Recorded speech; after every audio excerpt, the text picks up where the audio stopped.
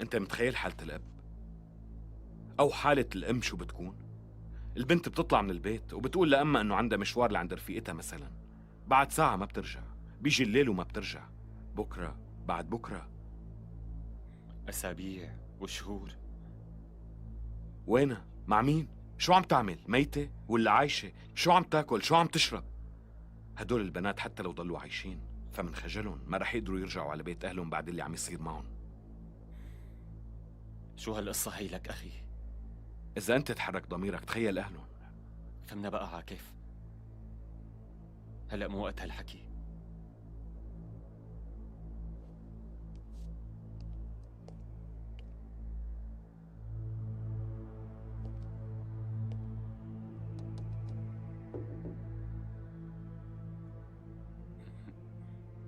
عاكف بشو عم تفكر؟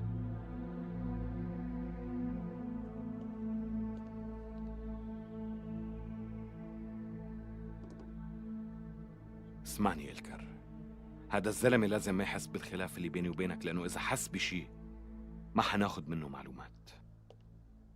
لا تخاف، قدامه رح نكون أحلى رفقات. بعرف إنك بتمثل منيح، ما رح خاف.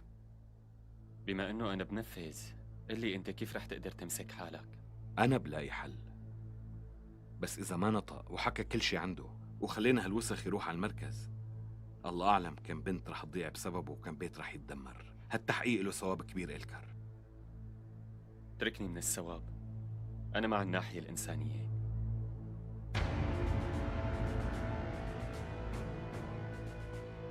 أنا بعرف كتير منيح شو يعني يدب الخلاف بالعيلة، وبعرف شو يعني إنه الواحد يبعد عن أبوه وأمه، وكتير منيح.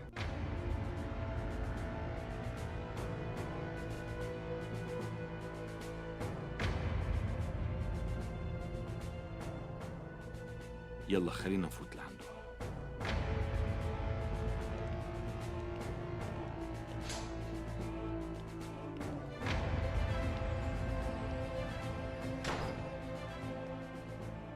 شو مين انتو؟ فايتيل مثل هدول الشركاء اللي بالافلام الامريكيه. نحن خبرتنا كتير طويلة بهالمجال، يعني بالمختصر صرنا سنين. وخلال هالسنين الكتيرة ما بتتخيل مع مين حققنا وشلون صاروا يحكوا. أوه، شو هي حققنا معهم؟ شو هي؟ قول نطقناهن، نطقناهن.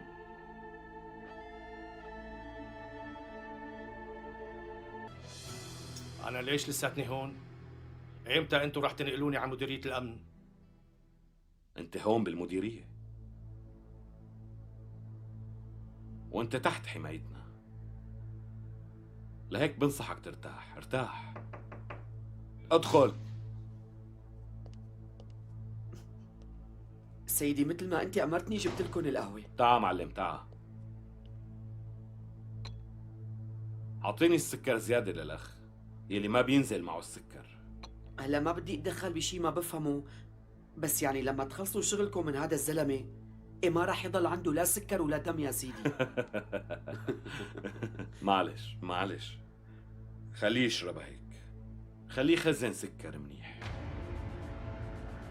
أخي هذا عم يبتسم، والله شكله دمه عسل. أنت دمك عسل ولا؟ شو عم تحكي؟ انتو تركتوا فيها عسل؟ بس الظاهر انكم ما بتعرفوا مع مين علقانين انتو.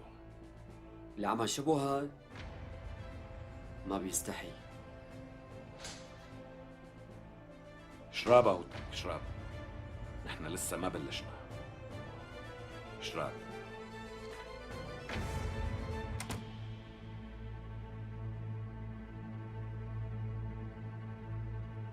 بيقولوا فنجان القهوة له خاطر 40 سنة، ما هيك؟ ولا أنا غلطان؟ طبعا هيك. نجدة أفندي ما رح ينسى فنجان القهوة بحياته. إذا ما بدك تعترف وين مكان المركز تبعك، صدقني ما رح تطلع من هون ل40 سنة. والله دير بالك تفكر انك بهالحركات تبعك رح تخلوني خاف منكم. أكيد مو هذا الشيء اللي بدنا إياه. بعدين فيني اعرف ليش انتو اللي عم تحققوا معي هلا؟ نصيحة لا تتعبوا حالكم، ما فيكم تجبروني احكي شيء. قلنا لك مو هذا الشيء اللي بدنا اياه. يعني لو كان هذا هدفنا كنا من أول ما فتنا من الباب استخدمنا معك العنف، ما هيك؟ والله جد بهالسهولة؟ انسى، هديك الأوقات خلصت.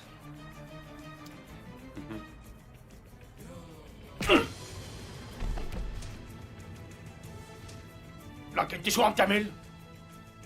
شو مانك شايف شريكك هاد؟ يا عاكي هيك بتضربه للزلمه؟ كيف لك؟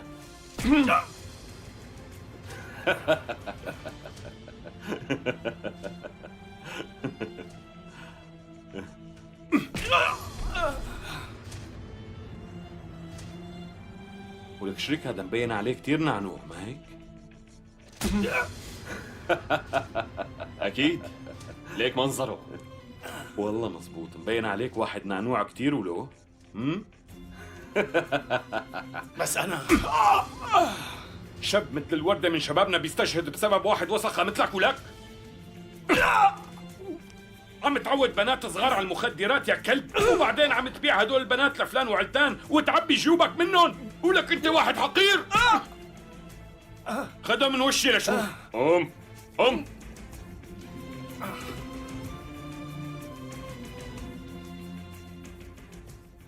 بدك تعود البنات على المخدرات يا كلب؟ بدك تبيع هالبنات لناس وسخين مثلك؟ خلص عليه عاكف. فرصتك الوحيدة هلا بإيدين الحظ.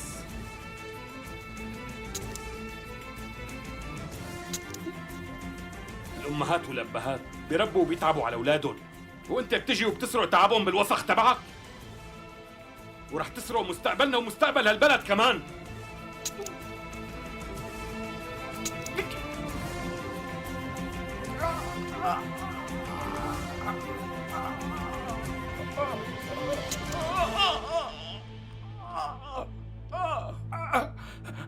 راح لكن. ايه من الأول، لو ما حكيت ما كان رح يضل عندك تم تحكي فيها. راح أقول.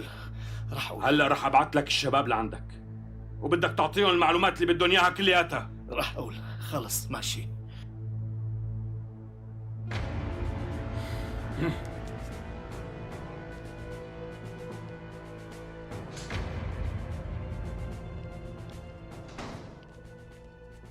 لك انت شو عملت؟ كنت رح تقتله.